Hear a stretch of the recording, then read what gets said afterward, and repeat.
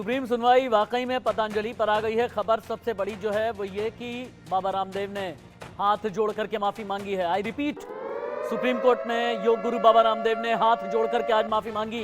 बाबा रामदेव बोले, हम माफी मांगते हैं अदालत से। पतंजलि के भ्रामक विज्ञापन पर सुप्रीम कोर्ट की सख्ती।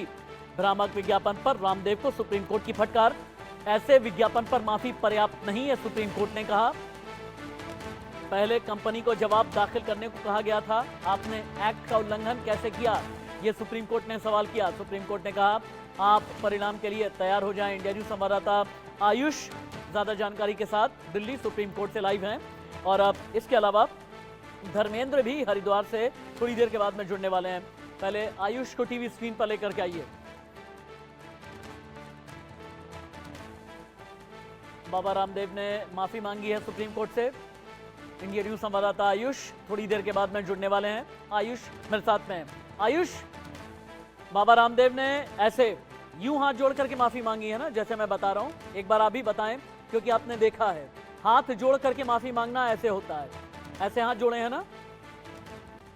जी राशिद, आज पतंजलि को बहुत बड़ा झटका सुप्रीम कोर्ट की तरफ से लगा है, जब वहां पर बाबा रामदेव ने हाथ जोड़कर जज साहब से माफी मांगी है। और ये माफी मांगी गई है भ्रामक विज्ञापन को लेकर। वो भ्रामक विज्ञापन जो एलोपैथी के खिलाफ पतंजलि के द्वारा चलाए जा रहे थे। लगातार एलोपैथी को बदनाम करने की जो कोशिश पतंजलि की तरफ से की जा रही थी अपने विज्ञापनों के द्वारा, इस पर आईएमए ने कड़ा ऐतराज जताया था। सुप्रीम कोर्ट ने भी ये कहा था कि अगर आपको अपने विज्ञापन करने हैं तो विज्ञापन कीजिए, पर किसी और व्यवस्था का या किसी और प्रणाली का मजाक मत बनाइए। अगर आपको एलोपैथी नहीं पसंद तो कोई ना अपनाए, वो उसकी निजी वजह हो सकती है, उसकी निजी चॉइस हो सकती है। वो चाहे तो ना अपनाए किसी चीज को, चाहे तो आयुर्वेद की ओर आए, पर आप ऐसे विज्ञापन ना करें जिससे साइंटिफिक प्रूवन मेडिसिन पर से लोगों का विश्वास उठने लगे और समाज में एक भ्रांति फैलने लगे एलोपैथी के खिलाफ। इसको लेकर आज सुप्रीम कोर्ट में सुनवाई हुई थी, क्योंकि पतंजलि ने कोर्ट के आदेश के बाद भी विज्ञापन दिया था। अखबार में फ्रंट पेज वो विज्ञापन था, और उस विज्ञापन के चलते आज रामदेव को हाथ जोड़कर माफी मांगनी पड़ी है सुप्रीम कोर्ट में। उनके वकील ने खुद ये बात बोली थी कि आज जेंटलमैन उन्होंने वर्ड रेफर किया था रामदेव के लिए कि आज जेंटलमैन खुद न्यायालय के सामने मौजूद है, तो उनसे एक बार वो माफी एक बार आयुष, चूंकि आपने भी बताया ना हाथ जोड़ करके माफी, मैं बार बार इसे दर्शकों को बताना मुनासिब समझता हूं, क्योंकि पिछले 2 साल में एलोपैथी को लेकर के बहुत कुछ बोला। कोरोना काल में भ्रामक विज्ञापन चले, सुप्रीम कोर्ट ने जब फटकार लगाई तब भी भ्रामक विज्ञापन चलते ही रहे। इंडियन मेडिकल एसोसिएशन ने पिटीशन लगाई। इंडियन मेडिकल एसोसिएशन ने कहा कि भाई विज्ञान के खिलाफ आप चले जाएंगे क्या? नौबत यहां तक आ गई कि हाथ जोड़ करके माफी मांगनी पड़ी। यह पूरा सफर किस तरह से था? इस केस का पूरा घटनाक्रम, इस केस की पूरी टाइमलाइन एक बार बताएं आप। दरअसल राशिद, हुआ क्या था कि जब कोरोना काल में भ्रामक विज्ञापन पतंजलि ने जारी किए थे, तभी इंडियन मेडिकल एसोसिएशन ने भी इस पर कड़ी आपत्ति जताई थी और भारत सरकार से कहा था कि आयुष एक मिनट रुक जाइए, आयुष एक मिनट होल्ड करें, 1 मिनट रुक जाइए आप। बाबा रामदेव के बाउंसर्स ने दबंगई दिखाई है, पत्रकारों के साथ धक्का मुक्की की गई है, बाबा रामदेव के सामने ही धक्का मुक्की की गई। बाबा रामदेव से सवाल पूछने पर भड़क गए बाउंसर। सुप्रीम कोर्ट प्रीमाइस में ही बाबा रामदेव के कई बाउंसर भड़क गए। मीडिया ने सवाल पूछने की कोशिश की, ये कहा बाबा रामदेव से, ये पूछा कि क्या आपने हाथ जोड़ करके माफी मांगी है, तो बाबा रामदेव के बाउंसर कई भड़क गए। आयुष के पास चलते हैं। आयुष, अभी तक तो बाबा भड़कते रहे हैं, ये बाउंसर क्यों भड़क गए? बाबा ने क्या बाउंसर को समझाने की कोशिश की?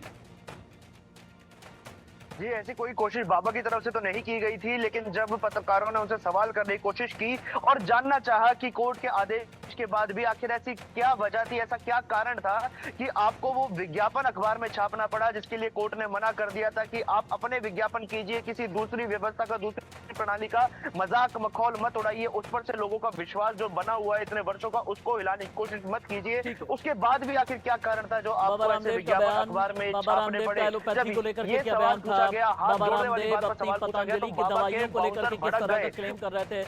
आयुष रुक जाइए। बाबा रामदेव अपनी दवाइयों को लेकर के क्या भ्रामक बातें कर रहे थे, बाद में जिसे लेकर के सुप्रीम कोर्ट ने नाराजगी जताई।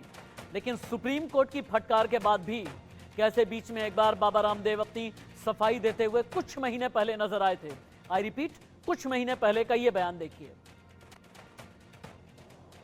लोग कहते हैं आयुर्वेद का भविष्य क्या है? आयुर्वेद का वर्तमान और भविष्य तुम्हारे सामने स्वामी रामदेव खड़ा हुआ है। और मैंने ठान रखा, जैसे हमने एमएनसी का शीर्षासन कराया है, एलोपैथी को भी धरती में इतना गहरा गाड़ेंगे कि बहुत दिनों तक इसको सांस ना आए। इमरजेंसी ट्रीटमेंट के लिए लाइफ सेविंग ड्रग्स के रूप में थोड़ा बहुत किसी को प्रयोग करना हो, दो चार यहाँ भी एलोपैथी के कोई डॉक्टर बैठे हो तो नाराज मत होना, आप भी हमारे पाले में आ जाना। हमारा दिल बहुत बड़ा है।